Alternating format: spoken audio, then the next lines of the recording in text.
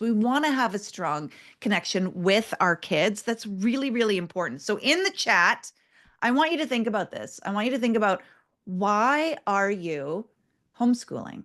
Or why are you thinking about homeschooling? I'm assuming you're homeschooling or considering it. So why? Why is this important to you? I would love for you to type that into the chat. I would love to kind of see, why are we here? Why are we homeschooling? As a homeschooler, a former homeschooler, I love homeschooling. Did I love it every day? No.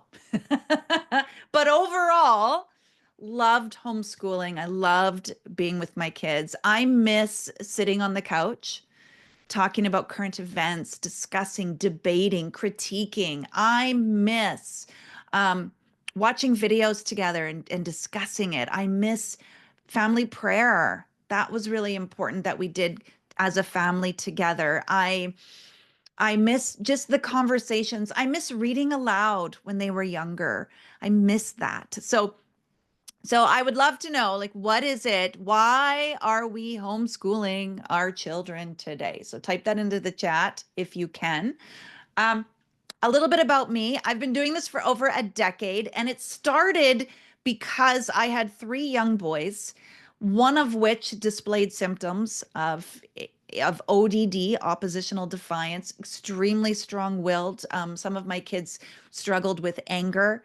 Some of my kids struggle with anxiety and difficulty regulating emotions. I found it so much more challenging than the diaper commercials made it seem. They made it seem like everything is fun and cute, right? No, it was really hard. And so my pattern, what I would kind of do on the daily, is I would get my kids loaded into the minivan. They were safe. Finally get going out of the house, and then I would sit on my step and cry. And I felt like the worst mother in the world. I felt like I had no idea what I was doing. I felt like I was yelling at my kids all day. I was trying to make them obey. I was trying to get them to do things, and I was missing their heart completely. That was me. I was sitting at the end of on my step in my driveway, and I was crying, and I felt honestly, like I felt the Lord say to my heart, one day you're going to use this to help some people. You're going to be able to help some other moms. And I thought, no way. No, there is no way. I don't even know how to do anything in my own family. Never mind. Right. So, if I can encourage you, if you're here with kids right now, then this is a great place. We're going to talk about how to reach their heart and build connection. If you feel like the worst parent in the world, I need you to know I've been there, and there is absolutely hope that you were given your babies and you have what it takes. I need you to hear that. You have what it takes to reach their hearts, but it does require some work. So let's go to our chat. Why are we there? If you're here and you don't have kids, maybe you're here because you work with kids, you've got grandkids, you coach kids, you pastor kids. Beautiful. These strategies can also work. So you are here for discipleship. Yes. You're hoping to gain more confidence and educate your kids well, to instill good values and character. I love it. I love it. I had a negative experience in the school system, and now I'm raising my 5-year-old grandson. Beautiful. Welcome. Absolutely. Um, 3 grandchildren in a Christian school. Yes. Okay. Okay. But you suspect things are changing. With my 3 boys, we did all the school. We did public school, we did private school, Christian school, and homeschool. And homeschool was my favorite. It really was for me. Absolutely, it was. Wonderful. Interesting, though. Notice getting an A in math wasn't on any of the chat list. Like, academics is probably not the number one reason you're homeschooling, I'm guessing, which is so interesting because when we think about the stress of regular homeschool life, a lot of it is around academics. And yet, when we think about it, the reason we homeschool is what? Strong family values, family connection, character development, discipleship, instilling good values in our like all of these beautiful reasons we homeschool. Academics is important. Don't get me wrong, But is it the very top of the list? Maybe not. Maybe not. So I'm going to challenge you a little bit there. I'm going to challenge you. I don't think that academics is the number one reason. It's up there. I want my kids to be able to be successful in life wherever God leads them, whether that's post-secondary, running a business, whatever they're doing. I want that for them. And so that might mean high academics for sure, but it is not the number one reason. Concern about math and other stuff. Yes, absolutely. Absolutely. That's all important. But what if we can raise kids who have character to be responsible, to do hard things, to overcome? They've got the grit and resilience to be able to keep trying when they fail. They know how to figure things out and solve their problems. They know how to learn. They know how they learn best. They know what to do to learn. They would be unstoppable, right? If there was some subject that they needed for something down the road, they would know what it takes to get that done. And so I feel like let's focus on the qualities of life that are going to help them be successful in whatever they're doing. And then let's add the academics to that. Deal? So that's what I'm going to focus on today, because my session today is not on how to teach math. My session is how to connect and reach the hearts of your kids. And I just want to say that looking back, I think I spent a little more time than I needed to fighting over the math and the reading. And maybe I could have spent a little bit more time focusing on character development. That's what I will offer you today as a homeschool veteran. What do you think? Type it in the chat. Does God care more about our behavior or our heart? What do you think? What does God care more about? It's kind of a trick question because I hope you're going to say heart, right? God cares about our hearts more than our outward behavior. And yet, if we're honest, when we think about the regular frustrations of day-to-day life with kids, we get stuck on the behavior, don't we? We get stuck on the annoying and the frustrating and the things they do. We get stuck on the behavior. But God cares more about our heart than about our behavior. Now, is our behavior important? Yes. I would say yes. But can we consider that? Can we consider what should we be more focused on? Should we be more focused on the heart in our kids or more focused on the behavior? And that's where I would challenge and say, I think the heart. I think the heart comes first. That's what I am professing is we are going to focus on the heart first over behavior. Behavior is important, but it's not more important than the heart. Proverbs 23:7. You know this. The Lord doesn't look at things people look at. I'm paraphrasing. The Lord looks at the heart. We know this is the case. There's a joke about a 7-year-old. I will tell you, I get more emails and phone calls from parents of 7-year-olds than any other age. They are a fun bunch. So if you've got a 6 to 8-year-old in there, just know I feel you. It is a challenge. That is by far the number one most phone calls I get is for parents of 7-year-olds. It is a challenging phase. There's a story of a 7-year-old girl. Her parents are trying to get her to come to the table for dinner. And she's not, no, I don't want to come. I want to play. I don't want to be here. So the parents are getting mad. They're saying, no, you come and sit down. It's time to sit. We're going to eat our dinner. You have to stop playing. "Oh, I don't want to. It's a big battle." Finally, little 7-year-old Sarah, she comes over to the table. She sits down. She says, "I'm sitting on the outside, but I'm standing on the inside." And that is our 7-year-old. So the behavior, yes, she did technically obey. She did come and sit at the table. But what was her heart doing? Her heart was standing. And that's what I want us to think about. Oftentimes when I'm working with families, parents will say things like, I don't like his attitude and he stomps across the room and he huffs at me and he's rude and sassy. but he technically did do what I asked. So I feel like I can't have a consequence because technically, like he did do it. And I would say, no, actually, we care more about the heart. So what that means is, in fact, if we ask our child to come to the table and they are huffing and stomping and rolling their eyes and being miserable, well, even if their behavior, their outward behavior might look like it's obeying, what's going on in their heart? Yeah. There is disobedience, there is rebellion, there is anger. So we can have a consequence for that. We can discipline for that. We can, and probably what I would suggest, just to have a little bit of grace as we're working on these things, is you could call Sarah aside. You could say, Sarah, now you did come and sit at the table, but that was not calm. That was not respectful. We need to try that again.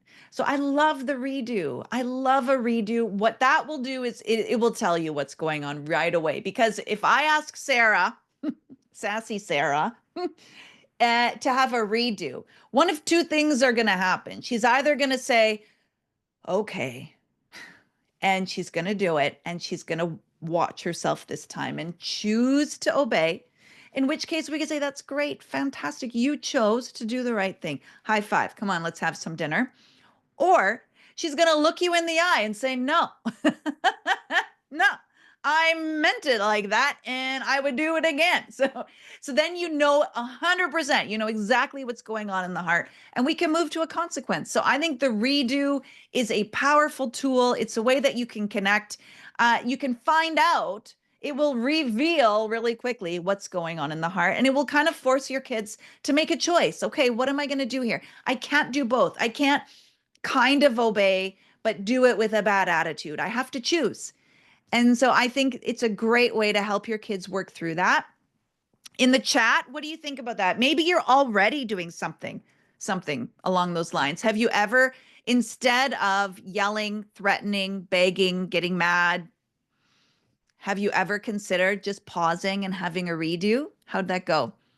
In the chat, it says the redo is so good. Good. I'm glad you're already doing that. It's a wonderful way to encourage our kids to make a better choice without turning it into a big deal. Now, sometimes our kids turned it into a big deal, which is okay. That's typical kid behavior. But in the chat, what do we think about the redo? What do we think? I would love to hear your thoughts on that. As you're typing, I feel like what's interesting is you could think of discipline and you can think of punishment. And we use the words interchangeably, but punishment is really like, I need to make you pay. It's punitive. When you think about, somebody exacting something on I need to make someone else hurt. I need to make them suffer. I need to make them have to pay a price. When in fact, what we are called to as disciples is to discipline.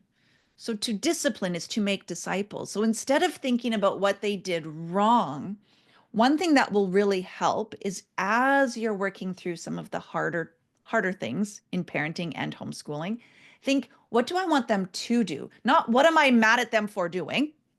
Because that leads you down a path of punishment, punitive. Instead, what do I want them to do? What do I wish they did instead? What do I want to teach them?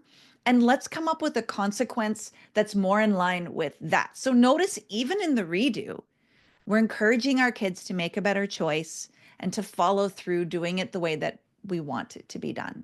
So no slamming, no stomping, no eye rolling. We're just going to do it. So when I ask you to take out your math or it's time to practice reading, if you're going to stomp and throw a pillow off the couch, well, come on, let's try that again. Let's try it again. Let's try it and let's have a better attitude this time. You know what? We're going to read and it's going to be great. Let's just do it. Let's practice walking over calmly. Because I'll tell you this, kids do not grow out of the phases. This is something they'll grow out of it. Oh, the terrible twos, which I think 2-year-olds are so fun. Oh, the difficult threes, whatever it is. Oh, they'll grow out of it. I promise you they will not. The temper tantrums change. How they look is different. but the character doesn't. The behaviors at their root don't. So a 2-year-old throwing a tantrum, if we don't work on developing the character, that will become a 5-year-old that stomps. That will become a 9-year-old that yells. They can still throw themselves on the floor and scream and kick and yell. That could become an 11-year-old that lies. That could become a 15-year-old that argues, that lies, that slams doors, right? It doesn't go away. We still have to develop the character, and a redo is a really effective way to do it. I'm grateful. I'm grateful in the Bible that God uses words with me. I can read his word. I can get wisdom. Right? Oftentimes, the Holy Spirit, right? There's just like God will use words with me. And if I'm wise, I will obey them. uh, so let's not be afraid to utilize that. Let's not be afraid to pull our kid aside and be like, hey, you know what? I've noticed this is going on. I see this as a pattern. I see that you have a really hard time sharing with your brother. Or I notice when you're playing a video game, you have a hard time turning it off. Okay, I'm going to talk to you about it this time. But if words don't work, we are going to move to actions. And let's give them the opportunity. A redo is a great way. So Doris says the redo takes time, but it is worth it in the long run. Amy says it's better than what I thought. Yeah. Yeah. Which is great. So let's utilize the redo. Let's not be afraid to use words, but can I say words one time? Where we fail often is we can use too many words too often. So I know you're like, Jen just said to use words, and now she's saying don't use words. What is this? What I mean is I like to teach that we give an instruction and then we give one reminder. And that's it. That's it. We give one reminder. And I want the reminder to not be a threat, a beg. So I'll give you an example. So the instruction might be, Sarah, it's time to come sit at the table now for dinner. That might be, right? And then Sarah's not coming. So then I like to offer one reminder. Sarah, I gave you an instruction. Remember, it's time to come to the table to eat. Notice I did not say, Sarah, please, please, will you come and sit at the table? This is so hard. I do everything for you. I've cooked this dinner. The least you can do, right? I'm not begging. I'm not saying, Sarah, you better come to the table or else I'm going to start counting. Or else, you know what? If you don't come to the table, I'm going to take TV away. Like, no, that would be a threat. I'm not doing that. I'm reminding her of the instruction I gave her. And then if she chooses not to obey, then we're going to move to a consequence. And I do have some ideas for you for consequences, because that always happens. We get through the character piece and then parents are like, but what do we do when they say no? What do we do when they disobey? So we are going to get there. What I want you to leave this portion of connecting with our kids, I want you to leave with this. Everything stops for character. Character is the most important piece.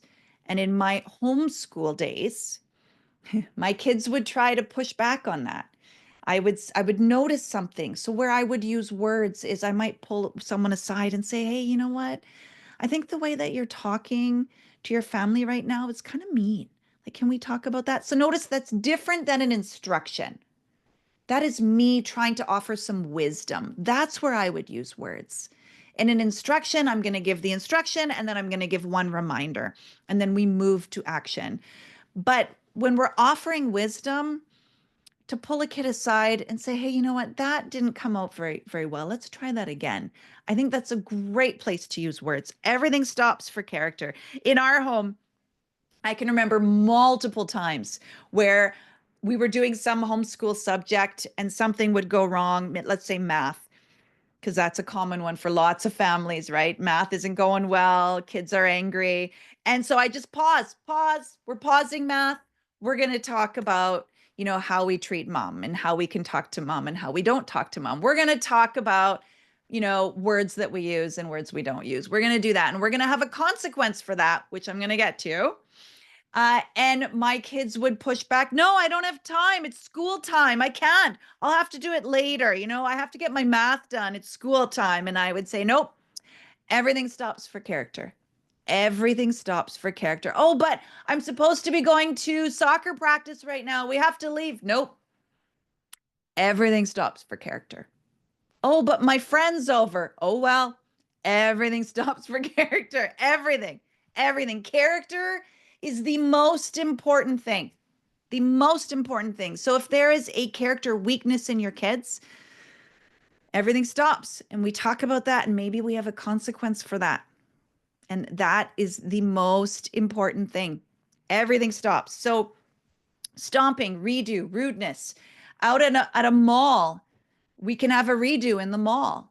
I don't want to purposely be humiliating or shaming my kids, so make it age dependent, but there's no reason you can't just politely walk over and say, hey, you know what, let's try that again. Let's just go over here and try that again. Or there's no reason you can't pull someone aside and offer wisdom. Say, hey, you know what, I'm noticing this. Let's work on this. Yeah. So what are we going to do before I move to consequences? What is something in the chat that has stood out to you so far? What is something you're going to leave here with? I want to really make sure we get to the connection piece before we kind of move into the discipline, the consequences, because it's important. But I think connecting with the kids and reaching their heart is the most important thing. And we're going to do that by developing character. I want you to praise every good bit of character you see, every good bit.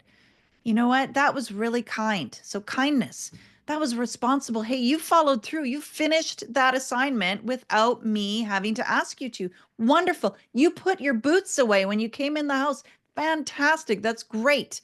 You did that without me asking. Beautiful. So what is something? Type something in the chat. Praise good character. Yeah.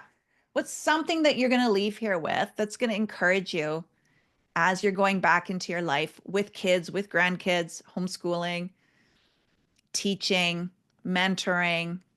What can you apply from that? I'm just going to interrupt here. I Yeah. love the whole like everything stops for character, but how you are saying that, there's no shame attached to that. There's no shame in the redo. There's just like this is just a learning experience. We're going to take this learning experience and we're not going to shame, we're not going to punish in that. We're like I mean, we're going to get to the consequences, but there's no like you are a bad kid or you are a bad Yeah. girl. Like it's just hey, let's do that over again because this matters, right? Like Hmm. I love that. Hmm. Practicing what we want our kids to do is it's like this forgotten tool. We spend a lot of time telling our kids what not to do. And I've been there. I've spent a lot of time getting upset with my kids for doing the wrong thing, but practicing doing the right thing, that is powerful. And why not, right? If I was gonna, let's say I was gonna try and run a marathon. And I hired a coach, for example, and that coach just watched me run and said, no, you're doing it wrong. Your knees, oh, your ankle. No, that's not how you run. No, a coach, I mean, there might be a little bit of that, but I think the coach first would be like, let's practice doing it the right way. I would say most of my training with my coach would be him teaching me the right way to do it. And very little of it would be no, no, no, no, no. Right. So let's take that to heart and think everything that frustrates us. Okay, let's go back and say, okay, how can we practice doing it the right way? What do I wish they would do instead? And how can I make that a part of our life? What do we got to do? Do we practice it every day? Do I talk about it more? Does the redo help with that? I love it. So Courtney says everyone thrives on positive attention. 100%. Absolutely. I mean, you could apply that to our marriages. And I don't even mean that in a condescending way. Seriously, if my husband told me, "Hey, thanks so much for doing this, running this errand for me. I really appreciate it." Guess what? I'm going to think of more errands I can do for him. We do more of what people notice, what is complimented, what is praised. So yeah, point out every little thing that's good. Point it out. Point it out and you will see more of it. Something that will help with that, I want to talk about this. This is a gem jar. And you can just go to any what dollar store. You probably have craft stuff in your house. You can use beans, dried beans, dump them in a jar. And this is the gem jar or the bean jar if you're going to use beans.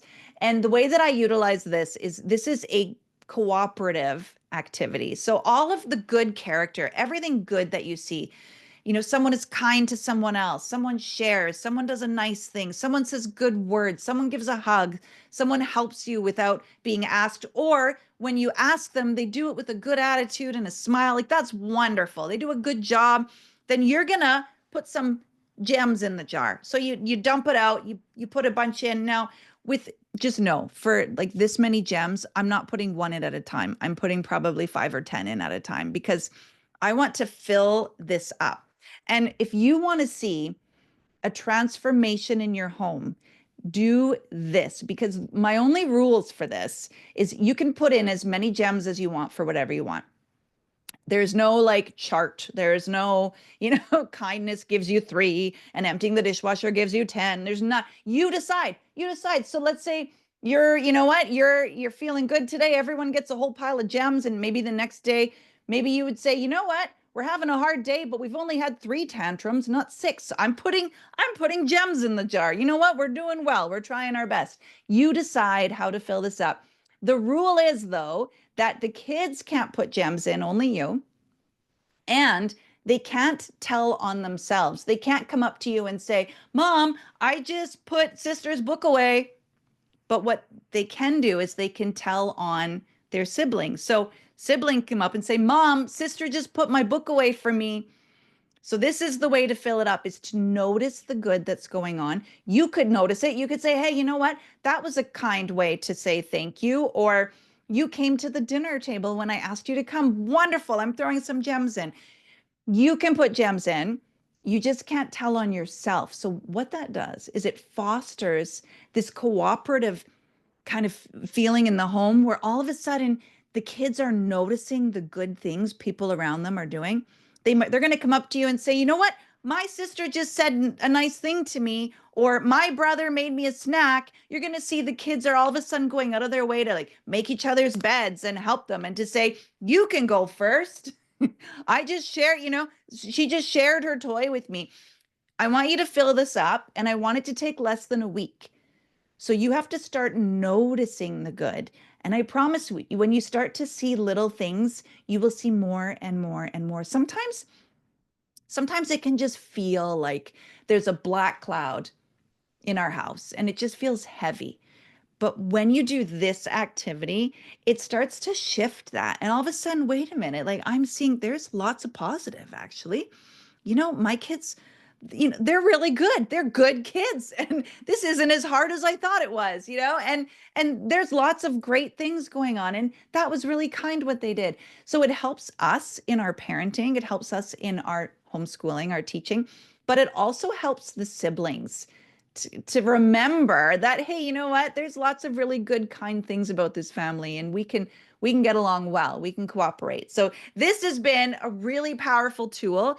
You use any jar. So what happens sometimes is a parent will be like, "Oh, I love this idea. I'm gonna go and buy this beautiful thing. I'm gonna make this, and it's gonna be great." And guess what? Then it never happens because you had this amazing idea and you were going to make a poster and and it became like a thing on your list. No, just get any jar, any bowl, any cup, find anything you've got multiples of in the house. I will say marshmallows don't go well because they go missing.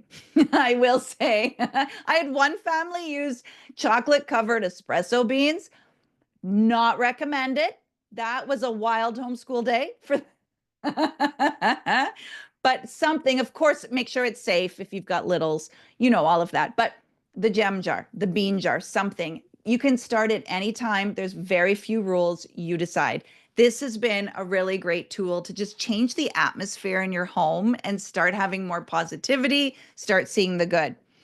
And now, but what about on the flip side? When they say no, or when they don't do it, or you ask them for a redo and they do it again, but they're stomping and rolling their eyes again, that's when we have what I'm calling the job jar. So this would be different than family work. This would be different than chores. This is the job jar. So this would be like, oh, sassy Sarah, this would be Sarah. I gave you an instruction to come to the table and you chose not to. So you need to go and get a job from the job jar. So Sarah has to go. Kind of. Sarah has to go. She's got to pull one of these out and she's got to do what it says. This says wipe down all bathroom sinks. So maybe someone is rude and sassy. Wipe the table legs. When's the last time you cleaned your kitchen table legs? I'm guessing never. So just a damp cloth. I will tell you, I've given my kids a spray bottle. It was a bad idea. Bad idea. Just a damp cloth is the best. Empty the kitchen garbage, age appropriate, of course. There's one in here too that I love. I always throw one in called mercy because, there's mercy for us sometimes. Sometimes we don't get what we deserve, right? And so the cutest thing ever is when my kids would be digging in the job jar and they'd be saying, "Oh, please, mercy, please, please, mercy." And then, oh, and here it is. I don't know if you can see that. Can you see it? Mercy, hooray. And so then we would talk about that. We would talk about our faith and our life and how good God is. So these are some ideas. Now I have here, I'll share my screen. I have here, oh, I'll just show it to you. That's the wrong thing. There we go. I'll show, never mind. I couldn't do it. I have a list. If you're thinking, I don't know what to put in the job jar, I don't know what to do, I have a list. I was going to share it to you, but it's got probably a couple of hundred different ideas based on ages. So if you would like that as a free resource, I'll type the email into the chat. And if you send me an email, whether you're watching this live or you're watching it later, send me an email and I'll type it in now. And I will send you that resource. I will absolutely. It's just familiesmattermost@gmail.com. And you can say, "Hey, Jen, can I please have the job jar list?" So all you're going to do is go through that list. You're going to cut out the ones that are meaningful to you, that you think would work, that are appropriate. Cut them out, stick them in a jar. You're good to go. So I feel like I'm trying to do everything I can to make sure that you're good. There's nothing, you don't need to go to a store. You can start with whatever you have and you can work on this. This is a way to work on character development, to work on discipleship, to reach our kids' hearts, because that's important. And if I can help you to do that without yelling, without overreacting, without taking it personally, without getting emotional, something that I will do is I'll say to myself sometimes, is this typical kid behavior? Whatever it is it typical kid behavior? And if the answer is yes, then I don't need to overreact. I don't need to be emotional. It's not personal. I promise you this. Your kids did not wake up this morning with a plan to make you miserable. I promise you they didn't. Like they did not. They didn't wake up and was like, "I'm going to disobey mom today," or "What can I do to like make dad angry?" They don't. They have their own thing. They want to be connected with you. They 100% do. They want to be connected. You are the most important people in their lives. They want that connection. They are not waking up. It is not intentional. They have their own stuff to work on. They really do. And so we're going to help them with that.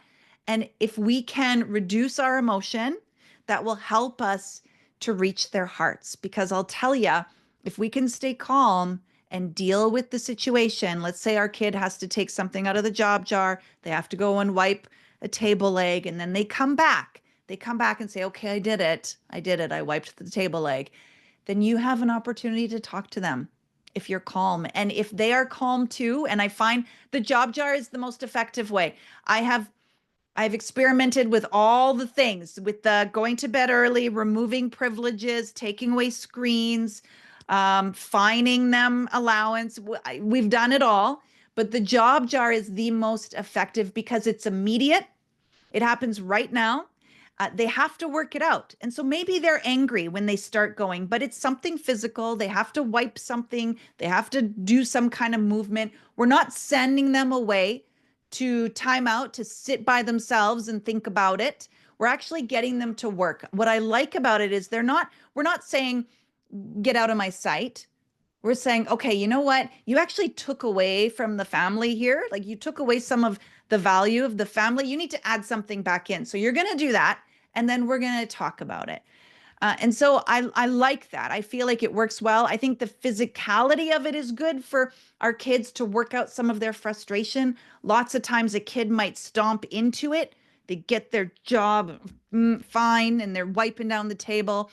And then they come back and they're calmer. And they're like, okay, I did it. It's done. And now we're able to talk. The goal is when you can see into their eyes. And have you ever had that where you can look into their eyes and you feel that connection? You feel like there is something there where you're both listening, you're hearing what they're saying, they're hearing what you're saying. And in that moment, whatever you say to them is going to go right into their heart. Like when I say reaching their heart, in that moment, anything you say is going to go directly into their heart. So let's be careful that we aren't angry. We're not overreacting. We're not bitter.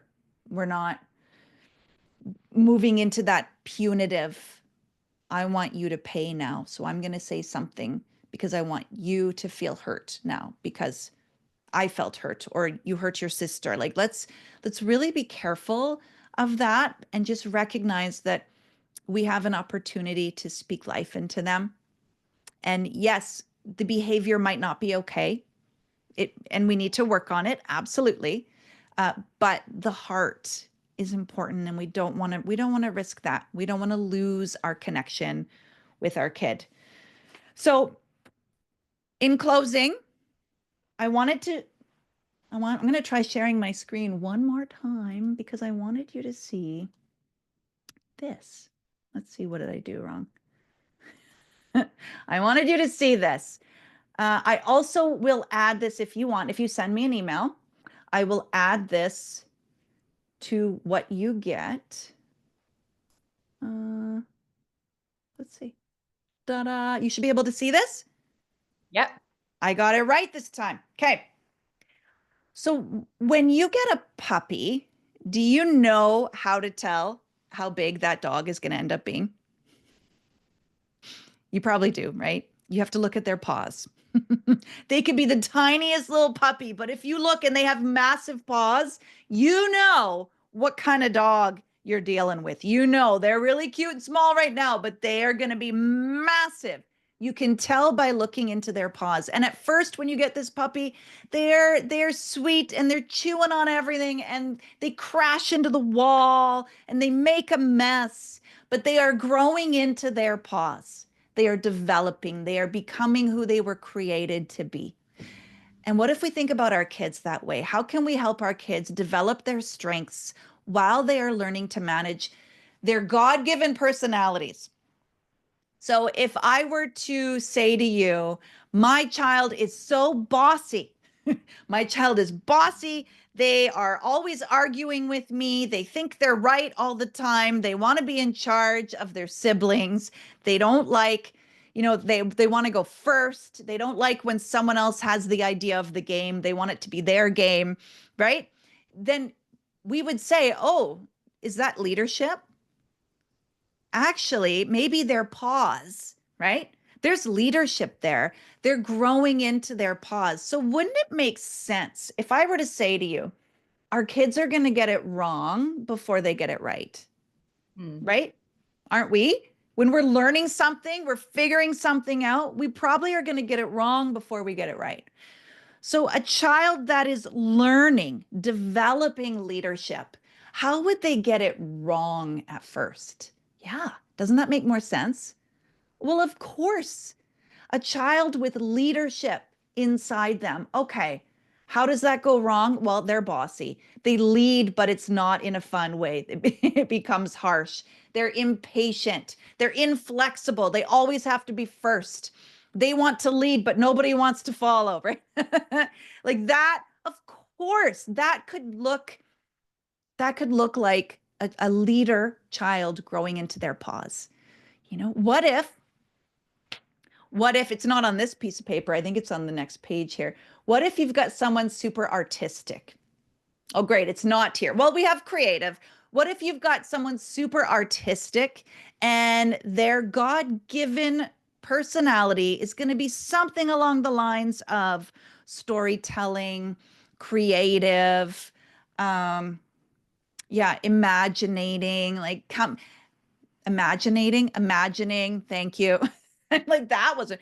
What if that was their gifting? Well, if they're gonna get it wrong before they get it right, wouldn't it make sense then that okay, they might have a hard time with storytelling. So maybe lying could be an issue, or you know, stretching the truth a little bit to make it more enticing, to make it more interesting. That could be something they struggle with. If we've got someone that's super creative, yeah, lying could be an issue. Um, it could also be like that they have a harder time deciphering between like daydreaming and what really happened. So sometimes with younger kids, it's not really a lie, it's just what I wish could happen or what I imagine could happen. What if you've got someone super creative, but it's a little bit more artistic? They love crafts, they love to draw, they love art. Maybe their God given destiny is going to be something down the road where they're an artist, they're crafting something. How does that look for you raising them? They're going to get it wrong before they get it right. That's going to look like a bunch of different craft projects, half done, piles all over your house. It's going to be messy. It's going to look like you coming into the room and your child was like, I had this great idea. I took apart the coffee table and I'm going to paint this thing on it. It's right. That's what you're going to be dealing with. Of course. Of course it would. What if you have a child whose core is going to be justice motivated? Like this group of adults, of parents, of grandparents, of coaches, of mentors, of pastors. Freedom is very important to you. So if you had a child that was justice motivated, what would that look like for them to grow into their pause? What would it look like for them to get it wrong before they got it right? It would look like no fair. No fair. If you've got a no fair kid and everything's about the fairness, well, actually, it's about justice. It's about what they think is right and what they think is wrong, and it's no fair. As they're developing this character, as they're growing into their paws, yeah, they could be a little lawyer looking for loopholes, trying to get out of stuff, badgering. They could be argumentative. Maybe they refuse to apologize. They could be obsessed with the fairness of it.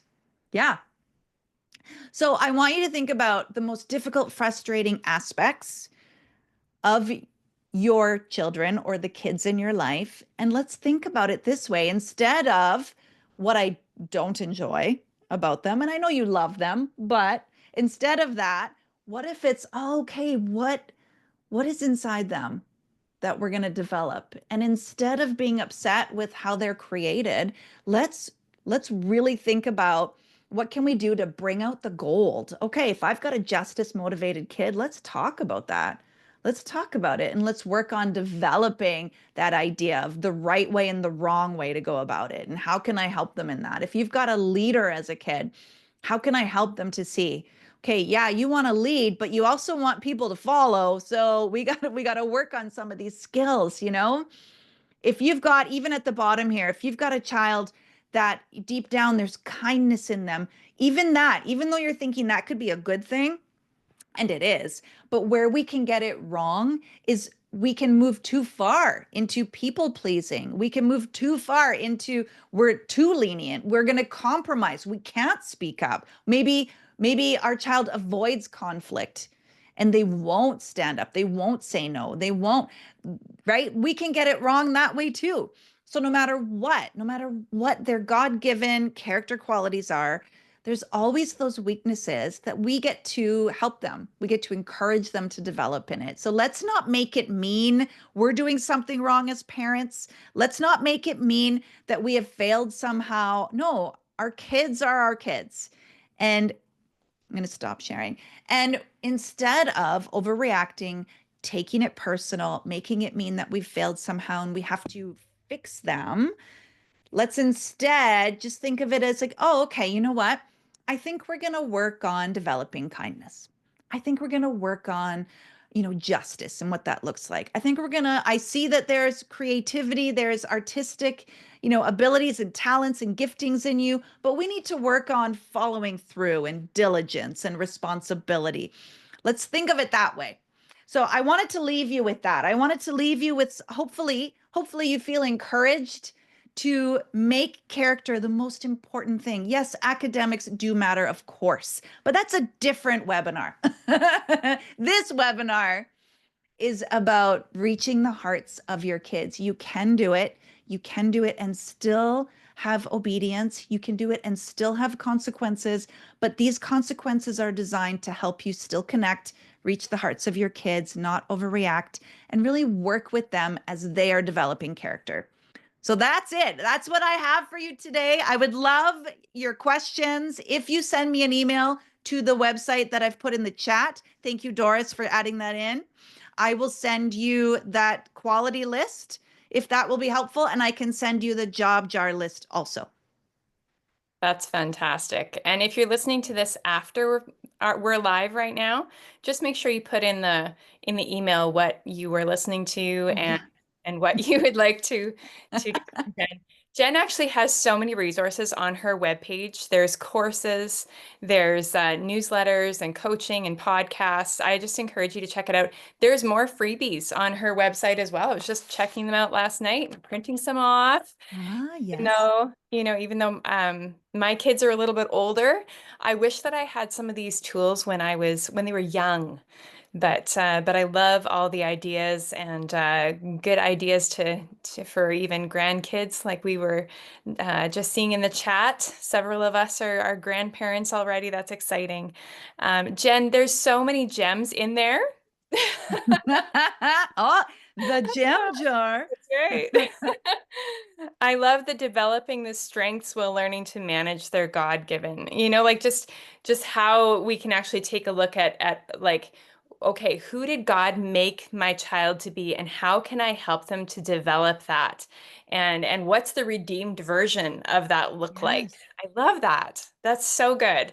And for all of us that have, like each of our kids is so unique and different, and being able to kind of customize our parenting, I think is so important. That's Mm. wonderful. Um, yeah, if anybody has any questions, feel free to put them in the chat. Um, it's just so good. There's so many things here that are wonderful here. And I love that what you also said about your kids are going to get it wrong before they get it right. Yeah. Like just, in job training, it's just, that you're gonna, they need hands-on experience, and Yeah. it's okay. And I love just the no shame here, Yeah. and just taking the emotion out of it, just and realizing that just because your kids do something that is not appropriate or whatever, it doesn't mean Mhm. that they're bad kids, or they really want to develop that. Jen, I did have a question for you. I think I know some of the answers to this, but I'd love to Oh. ask you anyways. What are some resources? Like, I know that you have so many resources. What are some other things that people can, if they're really interested in going more into this, is there anything that you Yeah. would recommend? Well, I will tell you some of my foundational training. So please go to my website because I've got free resources there too, and a podcast. The podcast is great because I can do a deeper dive than, let's say, a little TikTok video. I can actually spend some time going into a deeper topic. So I do really recommend that. Um, I will say okay, so my original training, my parent coaching was from an organization called biblicalparenting.org. I love their resources. I teach some similar things. Originally, when I started finding the tools, most of them came from that organization, and eventually they hired me, and I was teaching parenting webinars from them. The problem is over time I started picking up my own things and kind of morphing. And so so eventually I made the decision that, okay, I use some and I found some other things that I think are a little bit more effective. But I would say as a whole, their website is amazing. They have a search bar. You can type in whatever it is you're looking for, and they've got some free resources, and then they have some options for some paid things that I think are really valuable.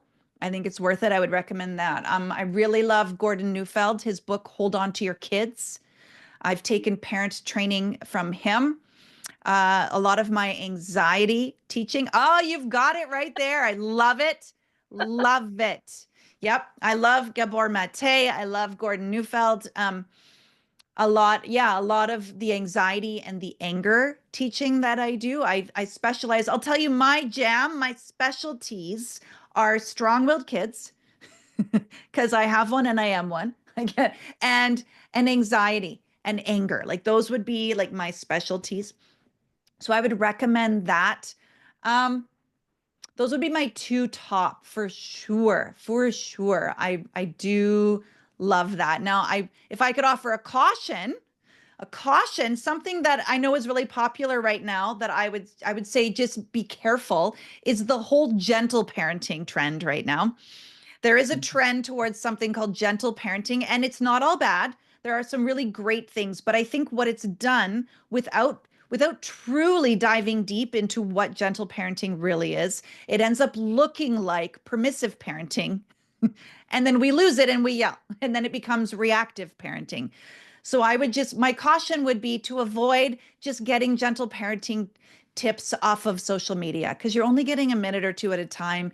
And all it will do is make you feel bad for getting angry and not actually give you the tools to what to do. We still need to have consequences. So that would be my like little red flag. Be careful of that. Yeah, that's really good. Thank you. And what are some resources in relation to this? If people want to dive deeper into this topic, what do you have that people Mm, can maybe yeah, springboard yeah. into? Well, on my podcast, there is an episode. I don't have the numbers memorized, but there's an episode called The Alpha Kid. If you've got a strong-willed kid, I would recommend looking up the alpha kid because some kids are strong-willed, some kids are next level strong-willed, and I call them alphas. And for those kids, it's not about choices. For those kids, it's about power. And if you've got one of those kids, I would strongly recommend you find that podcast episode on my website or wherever you get your podcast. Type in Families Matter Most, and you'll be able to search through all of them. There's over 100. There's another one called Your 7-Year-Old. And I talk about, as I mentioned, why I get more phone calls from parents of 7-year-olds than any other age. Now, beyond that, my podcast has more strategies and tools for specific things like lying, for example, dealing with anger, trying to stay calm. So I would say, yeah, absolutely use the podcast as a free resource and please share it. Share it. Now, my website and podcast aren't specifically Christian. I try to keep it open for everyone. And so in these settings, I'll be more open about my faith. In the podcast, I might say something like, well, for me, my faith is important to me. And then for you, you decide. So I would encourage you, if you don't mind, to please refer and share the podcast with people in your life, believers, non-believers, anyone that you think it could be a useful resource to. I will say referral is the number one. Word of mouth is the number one way that my business has grown. So I'm super grateful anytime someone has shared this business to another family, a school, a church, an organization. I really appreciate that. That's great. And if people are interested in having you come in to speak, how would they get a hold of you? Just through Send your me, yeah, why don't you reach out through the email there, familiesmattermost@gmail.com. Or, of course, they can find you, Lori, and you can get me connected. But I would love to. If you have an organization, if you have a family, or if you yourself are interested in private coaching, yeah, let's connect. Let's have a free little Zoom call and talk about what that might look like. Yeah, that's awesome. And just as a testimonial, I have done her private coaching as well. I don't know if you still um, have that, but it was wonderful. It really helped us in a time of need. So I highly recommend Jen, Dean, and Families Matters Most. It's been so good to have you. Doris, did you have any comments that you wanted to add in here before we close out today? Yeah, I just wanted to add to that, even though this was directed to homeschoolers, these parenting tips apply to all parents. And like you said, whether they're Christian or even non-Christian, they apply so well to all parents. It brought me back to the years when I was a young mom and having a 7-year-old, and and some of those tips. It's such a great refresher for me now as a grandparent, and Yeah.